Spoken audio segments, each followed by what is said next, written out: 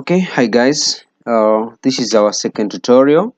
In our tutorial, we are going to create MySQL database and tables. The first tutorial we have created database and tables through PHP interface, and the second time we are going to create the same table and database, but we are going to use SQL command lines. Okay, I'll open my PHP link.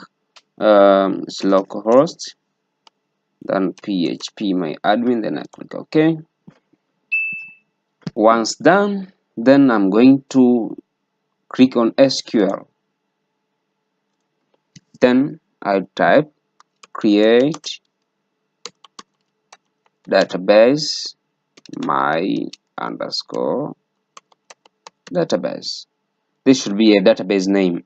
So create database name. Then you can terminate with semicolon, but this will not work. It will work if you don't terminate through this interface, but if you use command line, that GUI with black screen, then it will terminate by ending with semicolon. So create database name my database, then click on go. Once done, the query is executed with 0 errors.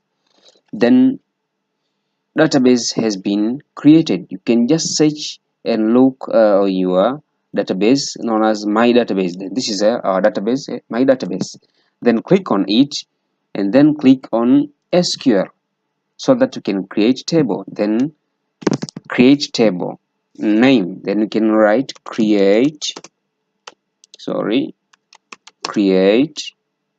table name. Then my maybe user underscore table. Then open these tags in between, then type your rows. I think you have a basis on SQL, so we can go fast. The first column should be user underscore ID, then give it the type, then int. We need be an auto increment, and then we should provide int, then auto increment primary key, as it will be incremented automatically.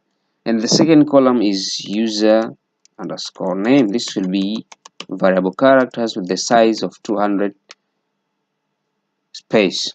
And then we have user underscore password, and then this also will be variable character with the size. You can specify your size based on your wish.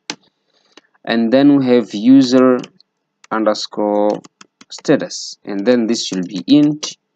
And default value, you have to put default value, so we should use a constraint default 0 or default p1 as an active. So once your query is okay, then click on go.